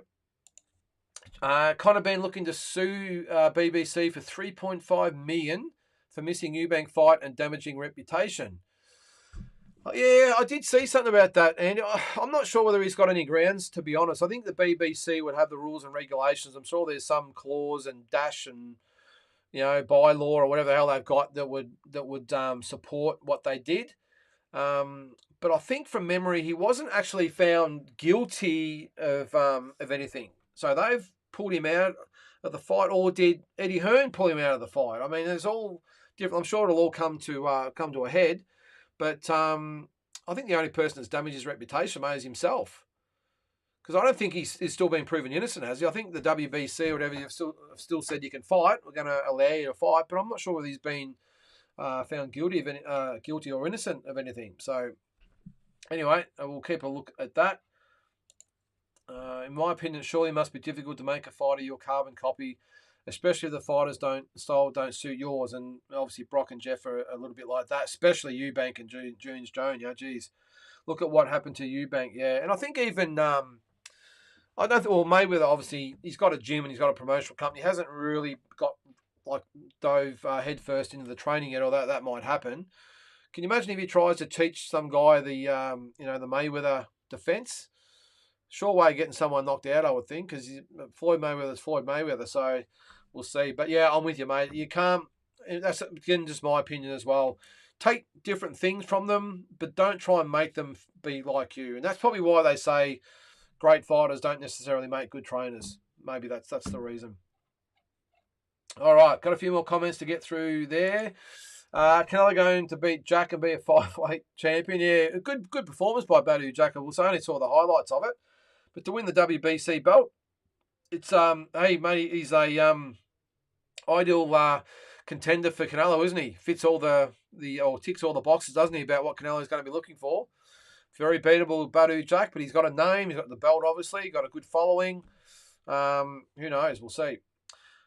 Team Batman again, better Beer versus Bivol. It's just a bit of a mouthful. Needs to happen. Yes, for sure, mate. Good point, Big J. Let's hope Showtime doesn't need to fight till 40. Now, did I miss that? Oh, hang on. Don't discount Fleming. Remember Solomon won his IBF title at near 40. Yeah, good point, mate. Good point. I think he's a little bit more active than Flemo, though, I think, wasn't he? Yeah, I'm not sure. But look, anything can happen. You're just one fight away from a big opportunity. He might get the call up to fight someone like a Stevie Spark did or whoever, and all of a sudden he gets a good win under his belt at world level, and then he's in the mix. It happened to Cambosis. So, but at the moment, he's just had so many things that go against him, poor old Paul. So let's hope things turn for him this year and he makes a good run at it. The only thing that Eubank Jr. copied from Roy Jones Jr. was his glass chin. Yeah, he did actually, mate. They get a rematch too, I think I read. Eubank and Liam Smith. Oh, I don't know. I think I'll yawn at that one as well. So we'll keep moving on there, guys. Now, I've gone through the Jarvis card. So that's March 8th in Sydney. So was that 4 days before Tim and Harrison. So good for everyone, I suppose. I really like the concept, as I said earlier. We've talked about Liam Paro. The other one, guys, is the Maloney boys. There's been a little bit of talk about them, and I've discussed a little bit in the past. There's obviously rumours now that Jason's going to fight Romart Gaballo for the WBO title. I'll bring him up here. Hang on. So we've got movement again here. Hang on. I'm going to bring up the ratings because it's changed again since last week. I'll just take off that there. All right. So now you can see there, Jason is 1, Astrolabio is 2, but he's number 1 with the IBF. So Donaire is fighting, from what I've heard, he's fighting Gaballo, isn't he? Have I got this wrong here? Donaire's fighting Gaballo. So that would mean, well, Rodriguez is there, but is he going to fight for the vacant IBF title? Though Astrolabio is number 1 there. So, look, there's a whole lot going. You see Jason, number 3. So, Jason could quite rightly fight. He's been taken out of the WBC where he was number 1. But I think, has he been elevated to number 3 by the IBF? I'm not sure. So, he's in the mix of all those. But he'll fight for the WBO title. It's just a matter of against who. I thought it might have been Gaballo, but maybe I've misread that. Correct me if I'm wrong here, guys. But that's the way I sort of said him. I'll just go back there. But he will fight for the WBO vacant title against whoever it might be. The one thing I did read, and I have sort of heard on the grapevine anyway, is that the fight was going to be on the undercard of Haney Lomachenko. Now, Haney Lomachenko was supposed to be in Vegas on May 20th, but now they're talking about that being in Saudi Arabia. So does that throw that fight in a little bit of doubt as well, or on that card? So what was supposed to happen was Jason was supposed to fight, I thought it was Gaballo, but maybe I've got that wrong, for the WBO belt on the Haney Lomachenko card, which would have been great on May 20th in Vegas. But if you've seen a little bit of the few stories online at the moment, Haney really wants to fight in Saudi Arabia. Whether they can stump up the cash for a Lomachenko fight or want to stump up the cash for a Lomachenko fight, because it won't be as big over in Saudi Arabia, I wouldn't have thought, than what it would be in the States. I think the Saudis love the heavyweights and cruiserweights more than the smaller weight guys. So it'd be interesting to see what happens there. But that's what seems to be going there. And there's talks also, Andrew will fight, is it Junto Nakatani for the, now what belt was that for? That was going to be, hang on, that's Superfly. For the WBO belt as well. So a double header pretty much for the WBO. But Andrew's also ranked number 1 by the WBC. So all these things are going on and nothing's been confirmed yet. I'm going to try and dig a little bit further to try and get some more info on this. But I just saw today, no secret out there now, that the Jason's WBO fight was supposed to be on Haney and Lomachenko, but that will be in the year. I hope it's wrong, because that would be great to go see both of those fights in Vegas, wouldn't it? It'd be pretty cool. Jules says Maloney's going to push the fight in Australia, or will it be overseas? Well, as I said there, it was supposed to be on the Haney card, but maybe it will come to Australia. Top rank, obviously, behind Jason. So, I don't know. Maybe it all comes down to money, whether they want to put a fight of that magnitude on as an undercard fight, or they can see maybe creating a few more dollars. The only problem in Australia is, though, Jules, and it goes right against the grain of when Jeff Fennick was around, because he was a bantamweight as well at the time, and he was just massive. He was probably apart from Costa, probably the biggest name. Or Costa's probably a bit different, but Jeff probably the biggest Aussie name, since Lionel Rose and Johnny Famechon. So as a bantamweight, he was a national treasure, national hero. Unfortunately, with Jason and Andy, for some reason, I know they fought overseas a lot. I suppose the notoriety in Australia, or the attention to them in Australia, is not there. So would they get 5 to 10,000 people to an event for it? I don't know. I hope they would. But and that's the only thing that I think comes into it. Of course, as I said, it just comes down to money and appeal, and maybe Top Rank say, well, yeah, okay, we'll put that fight down there. We think it can cover its costs. It's not going to be a massive money fight, so we think they can do it. So why put it on the undercard of Haney Lomachenko? It's not really going to add any money to the pay-per-view or the attendance. So we'll pull it out and just put some top-ranked fighters on the undercard and put Jason down here. Who knows? Obviously, it'd be great to have it in Australia. This is all hearsay, by the way. I don't know any of this. I've heard sort of bits and pieces, but until some real concrete sort of word comes out of the camp, we'll wait and see and then comment on it then. Andy says, just going to put my hand up there, guys, get my camera back. There it is. Nonito Donaire Sr. versus Junior in Family Feud, because Sr. looking to train Gaballo to beat... What? Is that right? To train his own son? All right, so at least you've addressed something there. Donaire's fighting Gaballo. Okay, so that takes out Jason versus Gaballo. So it looks like Jason would fight... Will he fight Astrolabio? I'll just go back to this. Give me a bit of input here, guys. Will it be Jason and Astrolabio, or Astrolabio fight Rodriguez? I don't know. Anyway, but that seems to be... mate, that's the first I've heard about. Surely not. No, that couldn't be right, could it? To fight his own son? Surely not. I hope... Geez, that would be crazy if it did, though, wouldn't it? That would be crazy. So anyway, so that's the deal on the Maloney boys. It all remains to be seen. I've been tempted to ring Tony Tiles the last couple of weeks. I haven't yet, because there's all sorts of things changing, and I want to wait till I get some concrete sort of rumours, because Tony's not going to be able to tell me anything until Top Rank announce it. He'll be obviously under obligations with them, so he's going to give me the runaround. If you're watching, Tony, how are you, mate? But he's not going to give me anything until Top Rank sort of let something out of the bag. So until that comes out, I'm just going to hold off. But that's the rumours at the moment. All right, so let's go into some world news now, guys. We've got Davis Garcia. What do you think? It's now official. It's April 22nd in Las Vegas. They're talking about maybe being at Allegiant Stadium, which is the NFL stadium here. I think they get 60-odd thousand in there. That might be the stand. So they get 60,000 in stands. They'll probably get another 10 to 15,000 on or probably 10,000 on the floor or field, whatever you want to call it. So 60 to 70,000. Is it a big enough fight to attract 60,000 people? I wouldn't have thought so. Maybe I'm underestimating the fight, but certainly a big fight. Certainly big for us boxing fans. I'm sure it'll get a lot of attention. Can it draw 60,000 people to Las Vegas? I'm not sure. Maybe I'm wrong, but that's what they're talking about. I'd probably be more thinking T-Mobile Arena if it's in Vegas. They get 20,000 there. That would make more sense to me. But we'll see. Hang on, we've got a comment there from T Batman before we move on. Yeah, Maloney versus Junto is a great fight. It is, mate. Would be an awesome fight. But let's wait till things get confirmed, and then we can high five about it then. So back to the Garcia and Davis fight. Who have you got for it? I think Tank Davis gets the job done. I think Garcia is obviously not without a chance. I just think he's a bit green. I know he's got the big left hook and everything else, but for me, his chin's up in the air.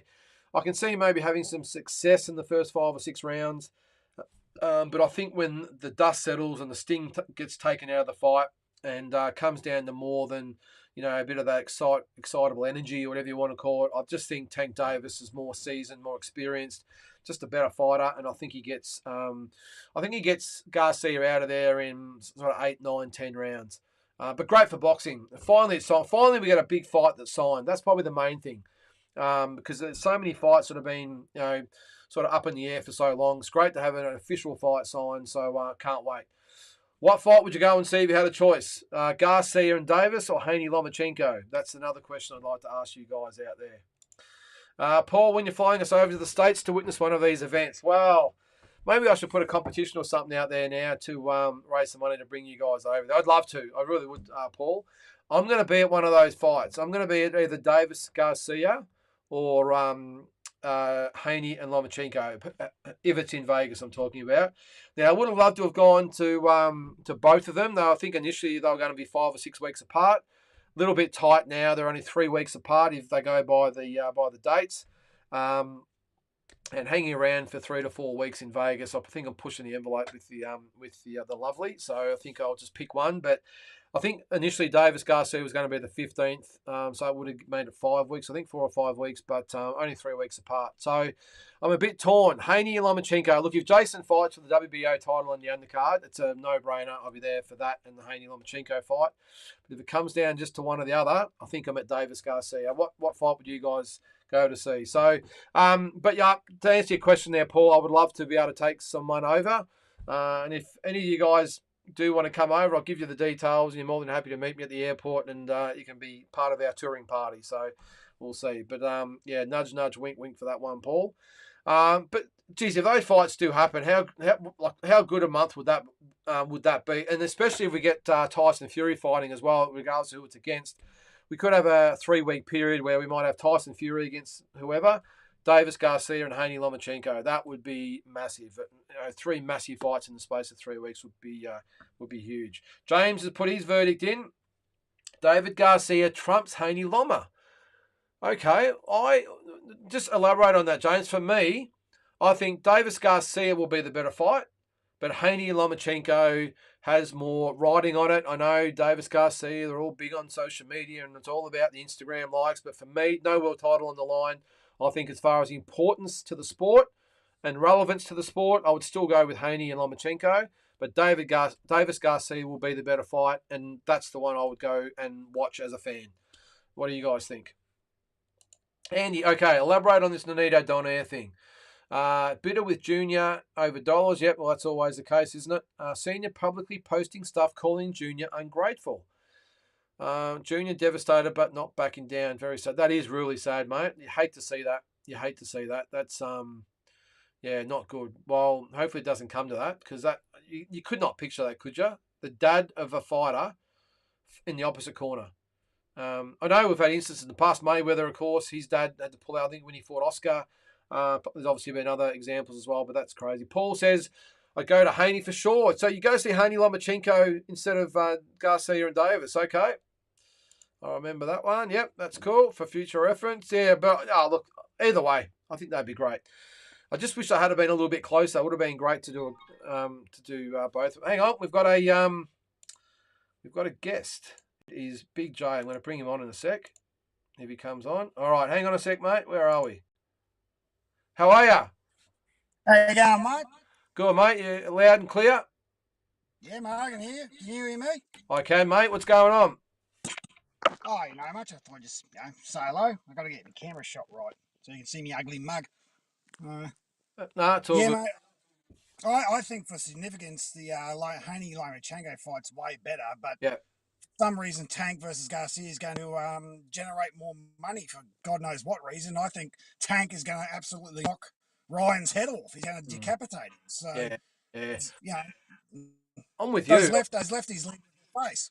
Yeah, I'm with you. But I mean, Oscar's been quoted as saying he thinks the Davis Garcia fight could actually break the pay-per-view record. Sure, like what is it? 4.4 million is the record. Surely not.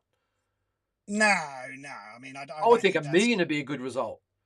$1 million would be a good result, but as you said before, mate, boxing over the last 10 years, because of all these YouTubers and these wannabes and these retired football players, I mean, they bring eyes to the sport, but they're not real boxers. I mean, it takes away this is the first real boxing fight we've had. They've got this sort of attention for since Mayweather Pacquiao? Probably, yeah. And that was a disappointment of the century. That wasn't a fight of the century. That was a letdown of the century. Maybe Fury and Wilder, I suppose you might sort of throw in the mix a little bit. The third one was the best one in my opinion. Yeah, it was. Yeah. But absolutely. But what you said before, mate, about Jarvis, Brock, Liam, that fight never should have happened. Hmm. I mean, Yeah. I was really I mean, I didn't think that was going to be the result that it turned out with a 1 round knockout. I thought Hmm. Liam was going to win and it was going to be a hard fight, but Yeah. for a 1 round knockout, I mean, Eddie, I can't stand Eddie Hearn. He's a pain in the ass. So I've he's never too met him, interested but in the. yeah. Well, I'm sure he's a nice bloke, but he's too interested in the women. He shoves Rams Ebony down our throat. He gives Sky very easy fights, Yeah. right? And a good counter punch is going to knock her clean out. Hmm. So, Yeah. and he Well, does nothing with the boys. no. Well, I mean, and as I said before, is he? I mean, Oscar's got his back up again. Is he going to try and slip back in and take back his territory? well, let's hope so because Eddie, is giving AJ nothing fights. Now, who's Yeah. AJ fighting now? Well, has it I been mean, confirmed? He's fighting. He was at. Was it Miller? Was it Miller? Is that who he's fighting? no, no, Baby Miller's fighting Lucas Brown. Or is it Oh, he's another Miller? two.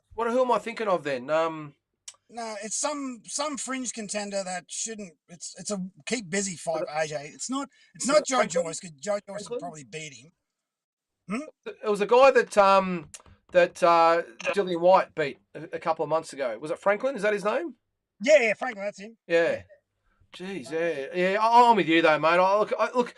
It's great that he's getting behind the women, but he's got to forget or not forget his core business. And I say that respectfully out there, but the money wise is the guys. That's where the money is. And if he's not careful, he's going to lose ground to, as I said, Oscar, who's not going to hesitate to take his ground back. Obviously, Top Rank are doing what they're doing. So yeah, it's I'm with you, but just so with just getting back to what you said about the YouTuber and all that thing situation as well. So I'm with you. Like, do you think the promoters are a little bit gun shy? Instead of saying we're not going to entertain it, we're going to back, boxing as a whole to get past this phase, or are they caving in where they're saying we need these guys on to get the eyes on our undercard, like we've seen with the footy players and YouTubers, and why the fact that we've got world title fights on the undercard of an 8 round YouTube fight shows where we're at. I agree, but the positive is that at least they're on the undercard. Yeah, well, yeah. I mean that fight standalone, no one would watch that fight as a standalone No, fight. you're right. Yeah, you're right. Yeah, Yeah. I got nothing but love for Paul Gallen for what he done. He transitioned from the mundane Yeah. phase to now the Tim Zoo phase. I can't say a bad word against Yeah. Paul Gallen Yeah. as a football player, bugger him. He's new surprised me. Stuff him. I Couldn't give a forgot shit. about that. Yeah, See, but as a boxer, got nothing but love for him, and yeah, love for any guy that gets like Hodjo and any of those other boys. Yeah, okay, they're 40, they're out of shape, but at yeah, least they're having a crack and they're putting eyes on the sport. But is the sacrifice of that so that young blokes can't get a go yeah. worth? I think it's a double-edged sword. I It really is. I must admit, as a one of these Mexicans down here, the Victorians, I must admit, I see Paul Gallen as a fighter because I never watched rugby, so I've never seen him really as the It's rugby league, it's player. not rugby, it's league. Oh, sorry, league. Sorry. So I don't never really watch league. Obviously, just like you guys probably don't watch AFL, but I don't I never saw him as a league player. So I see him as a probably more of a boxer. But look, I'm with you. Regardless of how you see him or the league, whatever it might be, the fact that he never tried to pretend that he was like some of the other guys are. He wanted to fight proper distance fights. He wanted to fight proper, with proper size gloves and rest breaks and all the rest of it. He wanted to fight proper fights where the others are a little bit different. That's why I've got a lot of respect for Paul Gallen. Yeah, I mean, and Jake Paul makes ridiculous claims he wants to fight Canelo. Canelo would decapitate him inside of a round. Do you reckon he's having Inside second of, thoughts now? look, hey, I'll say this on record. I'm 40. I'm a broken down soldier. I'll fight you. Yeah, I'll fight Jake Paul. I'll cut down to 90 kilo and I'll give him a good hiding. So yeah, bugger him. Yeah, but it's sort of like he brings eyes to the sport, but does he bring the right kind of eyes? It's like Ebony with her weigh-ins. yeah. Okay, she brings all these simp fans, but how many actually stick around to watch the fight? Yeah, and that's probably another thing you could always say. We used to mention, even with the football fights, you might have the football fights on there as well, and they bring all those casual sort of fans. They also, but it's great to have the guys on the undercard. But how many of those people actually watch the Actually watch the undercard? undercard. and Mm. stay around for other fights after that. They're just like, we what, and even today's fight probably would have been the same. All the people that bought the fight, the Badu Jack fight, yeah, whatever. Who's he? What's he do? They would have just got on just before the Jake Paul fight and watched that only. So that's why I don't sort of agree with the whole we need these young fighters on the undercard to get eyeballs on them, because those casual fans that come on wouldn't remember them 5 minutes after the show's finished anyway. Yeah, well, that's exactly right. But it's what do you do? I Yeah, mean, yeah. but then again, there's only the people to blame are the fans because they allow it because they buy the pay per views. 100%. The promoters, exactly, they're in a business. They're not here to necessarily keep us fans happy. They're here to make money, and quite rightly so. I mean, it's good if they keep the fans happy at the same time, like the Davis and Garcia fight. But at the end of the day, they're going to do what's best for them and their company. And if that's putting on those types of fights, well, good luck to them, I suppose. But look, I just worry, mate. As we said earlier, I think Skinny brought up, where are we going to be in 10 years' time, and Oh that God, is the no. big worry. I mean, there's no doubt that Australian boxing has declined a little bit since Mundine's left in Yep. popularity. I mean, we had a massive year last year, Mm, and I don't think we're going to get another year like that for probably another 20 years. probably, yeah. Unfortunately, because I mean, we've already had a number of world title fights. Shannon lost. Everyone thought that she'd beat the shit out of Ebony, Yeah. and she Yep. didn't. Yep. Liam lost. I mean, he had that fight, and then he let him off the hook. So, and if Tim loses, Yeah. things are just, it's all hinging on Tim.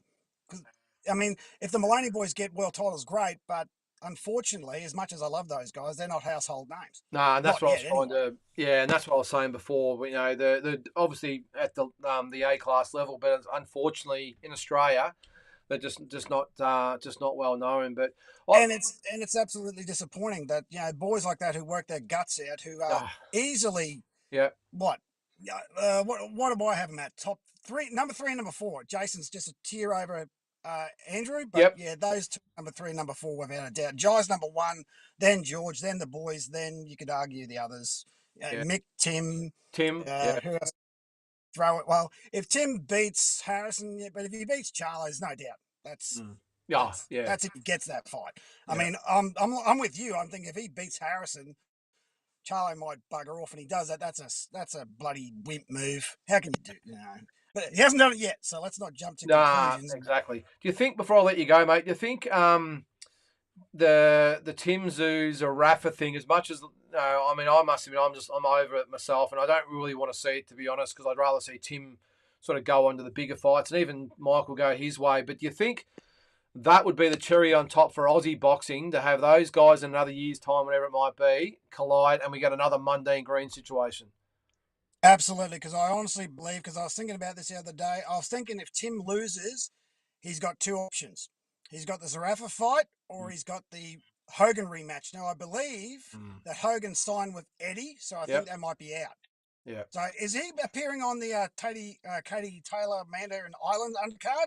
I think he is. I did hear that. I don't think anything's been confirmed, but I did hear that as well. Yeah.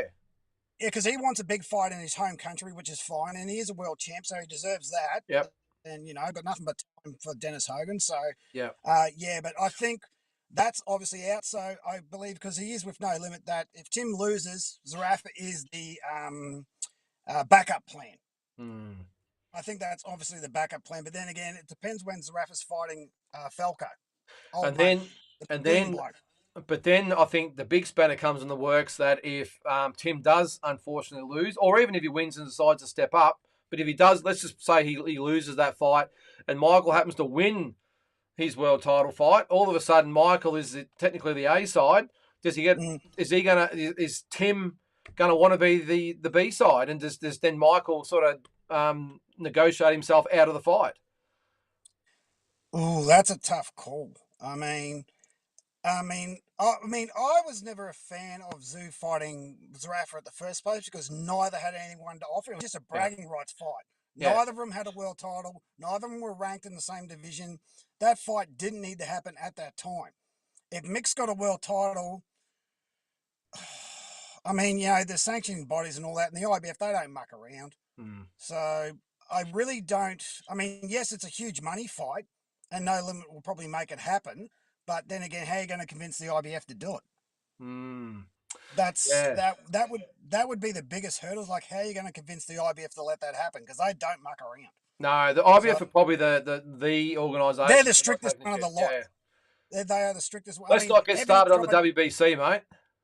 Nah, bugger them. Hey, I Nah, want to just before we leave the whole Jake Paul thing, I'll let you go. Now, I didn't mention it before. What is the go with the WB that belt? And I had to laugh because looking at what belt? What belt? they created some ridiculous belt for that fight. Now, I don't know. I didn't see it. I just saw I saw the highlights, but I had to stop myself from laughing because I know boxers get all emotional after the fight. But let me paint the picture. What's his name? Tommy Fury. Mm, He beats Jake Paul. They interview him after the fight. He's got this belt draped over his shoulder. It's an 8 round non-title fight. It's got the WBC belt. I don't even know.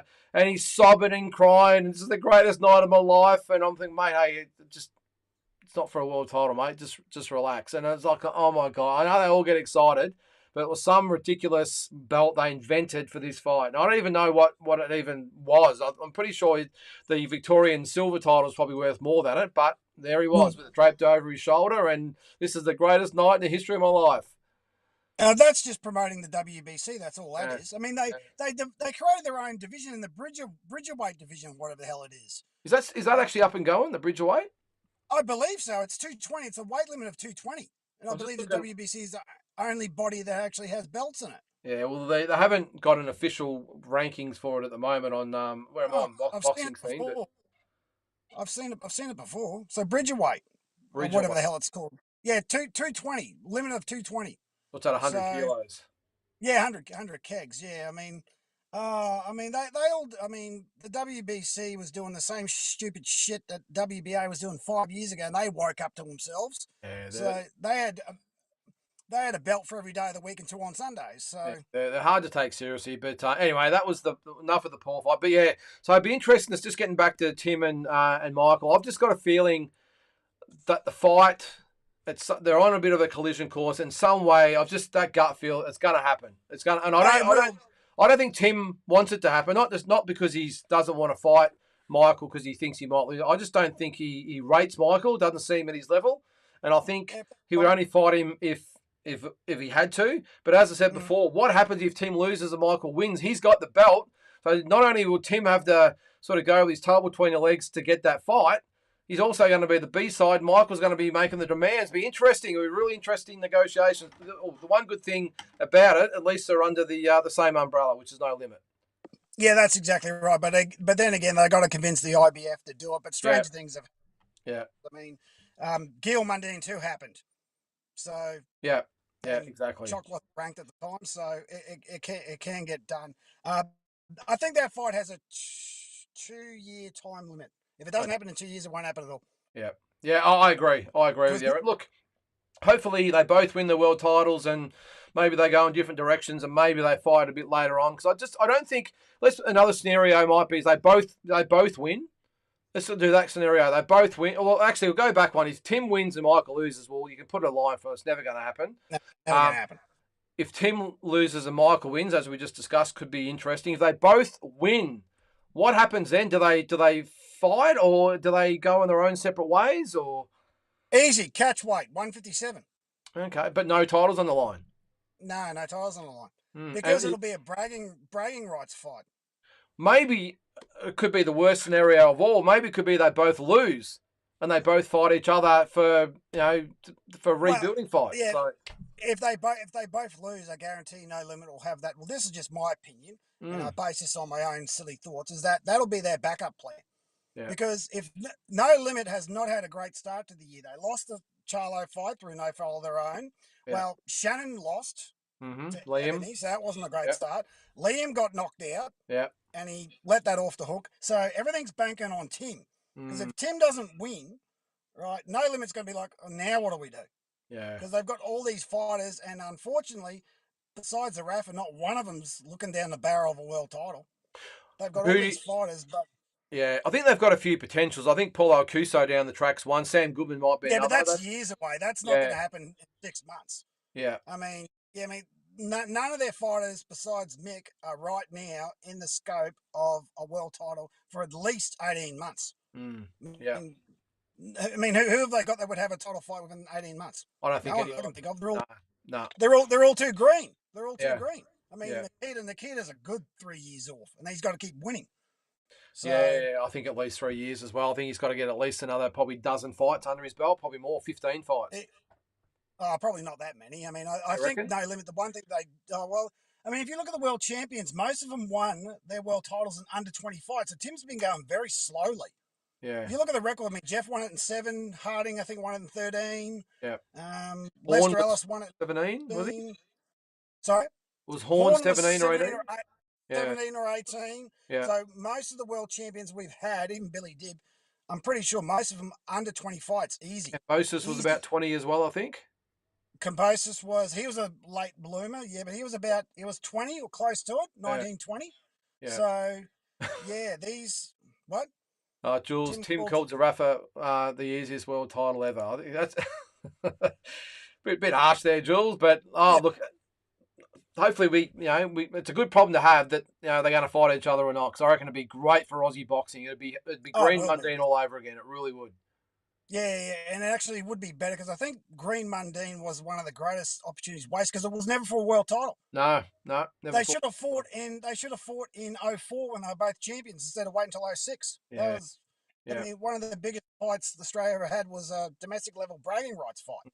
yeah, yeah. So, No, I hear you, mate. Are you heading up to where is it? The Zoo and Harrison or? mate, we're working on it. I've got T Street working on the press credentials. If I can get up there, it'll be a 1 day operation, mate, because if I only get up there on the Sunday, go to the fight and come home. Yeah, So, yeah. hopefully I can get up there. If I see you, I see you. Yeah, So, sounds good, mate. We'll be up there. Make sure I'll be around somewhere. Hopefully, we get. you'll see me, mate. You know I'm not that hard to spot. I know. So, I saw you at the Cambosis fight, obviously. So hopefully, we'll see you again. yeah, mate. Hopefully I will see you. It'd be great to see you again, mate. Yeah. All right. Thanks for coming on, mate. We'll talk to you next time. No worries, mate. See you, mate. All right, that is old mate Big J. Thanks for coming on, mate. Much appreciated. Guys, I think that's about a wrap for tonight's show. If you've got anything else you'd like to put up there, James has got a comment there about Zarafa and Nikita Zoo is much more likely than Tim under any circumstances. Yeah, I don't know, James. I've just a gut feel. It's almost like Mundine and Green. If you think back, then if you're old enough to think back, it was like. It's like a car crash happening in slow motion. You can just see it's eventually just gonna happen, and that's why I see Tim Zoo, and Zarafa. I've just got a feeling it will happen eventually. Who knows? It could be 3 or 4 years down the track when they're both over and done with. As I said there, like it could be they both lose the next fights, and it's like, all right, well, who are we going to fight? We might as well fight each other, get some good dollar, or Tim will be looking to relaunch. So who knows? Let's hope it's the best case scenario where they both win. And we have a super fight in 12 to 18 months' time. Because Tim will probably want to defend a couple of times if he wins his title. So, and let's not forget, too, he's not fighting to the end of the year, probably for his shot at Charlo then. So he's probably going to want to defend it a couple of times. So I reckon we're at least 18 months away from him looking to move up to middleweight.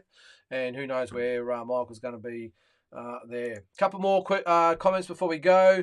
And he says, Tim on the cusp of fighting for super welterweight, undisputed compared to Mike Zarafa's possibly winning one belt. He's got a good chance if he fights Falcao, I reckon, Andy. Mick has a few goes. Well, this is Tim's first crack. Yeah, I think, you're right about Michael's first crack. But I think apart from the Cal Brook fight, I think the couple of fights before that, he was only green. I think he was only 21, 22. I remember the Quillen fight. We're actually in the States, and we saw Michael at Gleason's gym. He was over there doing a press conference, and we saw him there. I remember thinking, geez, this guy's young. And he was only 20, what was that, 2015? So he was 21, I think, at the time, 22 maybe. So, way too green. And I think he lost to a Russian before that as well. But Cal Brook was a little bit different story. I think Cal Brook was probably a level above him at that stage. What was that, about 4 years ago? But now's his time. He's done a lot of hard work to get there. He's had the fights against Jeff Horn and, you can't really count Mundine, I suppose, but Harbin. I think he's paid his due. Has he paid his dues enough to have a world title shot? I'm not quite thinking he has, but end of the day, his management have done enough to get in that shot, so he's got it. I think possibly. So if he does get it, then all the best to him. I hope he wins. But just being deserving of a shot doesn't necessarily mean you're not a chance to win. So regardless of what you think, I hope he wins. I hope obviously Tim wins it, and then down the track, ladies and gentlemen, we have Australia's biggest fight since Green Mundine. So. All right, guys, I'm going to leave it at that. Thanks very much for coming on. I'll just take that off there. We're on Thursday night, guys, with Boxing Deep Dive, so make sure you are tuning in, 7:45 live. We'll have Tassie, maybe someone else on the show as well. The following week, we'll have to wait and see. Tassie will be in Sydney with Bo, so I'll be on, but just a matter of who. Talking Boxing, obviously, again next week. Look out also this week, too. For the latest edition of Watch Your Verdict, I'm doing Oscar De La Hoya and Pernell Whitaker. That will be the Watch Your Verdict this week. It'll probably be out on Friday at some stage, so keep a lookout for that. In the meantime, really appreciate you guys logging on, all your questions, comments, everything else that you guys do. The channel's growing. It's been great. I get a lot of positive feedback from everyone out there, and it's very much appreciated. So until then, we'll see you next week. Thanks, guys.